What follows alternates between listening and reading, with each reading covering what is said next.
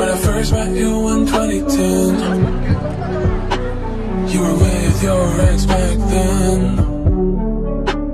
I was one of your best friends. We would call for hours until we slept.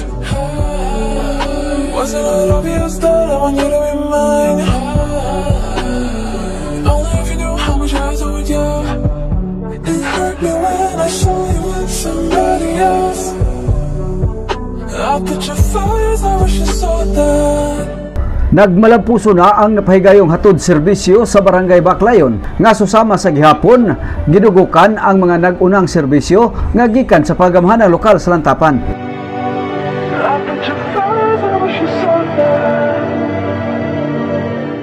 Special day sa bag-ong magtiayon gumikan kay nakaangkon sa seremonya sa kasal sibil di napulog unom ang miangkon sagad niini gikan sa Barangay Baclayon nga mismo nagpaloyo ang local civil registrar sumala sa usah sa nakasal nga ang forever ani alang sa Barangay Baclayon.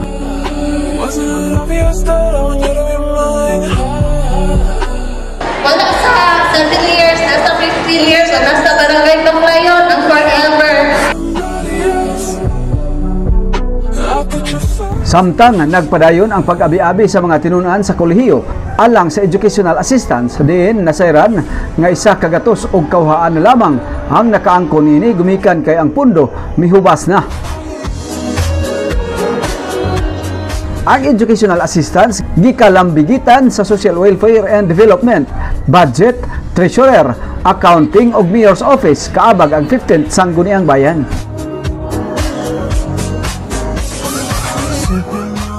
Diha sa gihapon ang municipal environment sa mga fruit trees sa padayong pagsuporta sa pagpananom sa kahoy nga gilaumang makapabugnaw sa palibot kun mulipang na kini. Ang mga well-trained sa Technical Education Skills and Development Authority pinaagi sa Community Training and Employment Office ang nagpadayon sa libreng gupit sa buhok, manicure o pedicure lakip ang masahe. Ang mga binhi sa mais nga di kalidad uban sa branded nga abono og similya sa mga utanon ang diha usab nga gipasiugdahan sa Municipal Agriculture's Office ug gumikan kay limitado ang abono og similya sa mais hinungdan nga gipaagi sa pagbula alang niadtong narehistro sa registry system for basic sector of agriculture nga basihan sa raffle entry.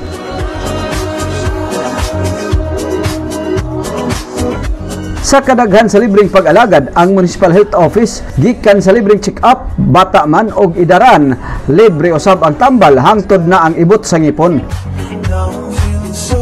Nagpadayon usab ang maong buhatan ang family profiling kutob sa moangkon sa ilang serbisyo. Din kaabag na ang voluntaryo sa maayong panglawas gikan sa barangay health worker ug barangay nutrition scholar.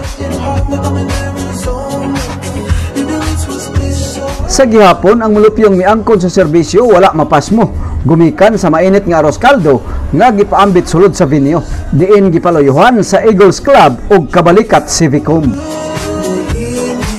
Nagmaya usab ang mga tinunan sa preschool ubos sa Social Welfare and Development Office pinaagi sa mga child development worker din mipahat sa backpack nga adunay lapis o papel haom sa ilang mga tinunan sulod sa Child Development Center.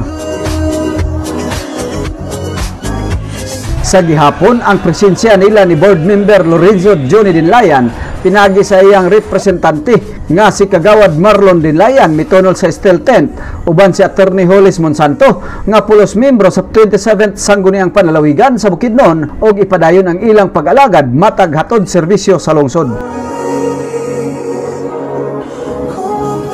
Gawas ning membro sa Sangguniang Panlalawigan diha usab si Mr. Alex Mujica nga gikan sa buhatan sa Land Transportation Office sa gihapon miabi-abi sa SP sa pagmaniho og rehistro sa mga sakyanan lakip ang motorsiklo. Kauban si Ms. Mirasol Saldivar Pugoy gikan sa buhatan sa Social Security System nga midawat og mga pangutana sa SSS contribution lakip na ang requirements sa pag-loan og membership application.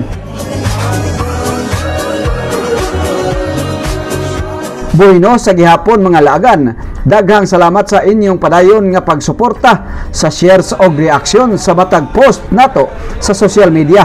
aron mas daghan ang makakita sa nagkadaiyang serbisyo gikan sa lantapan ug mapaila kung unsay tingusbawan sa lungsod kaabag ang atong gipiling opisyalis ug kitang lungsuranon nga nakig-alayon alang sa nag-unang programa sa kinatibuk-ang kalambuan.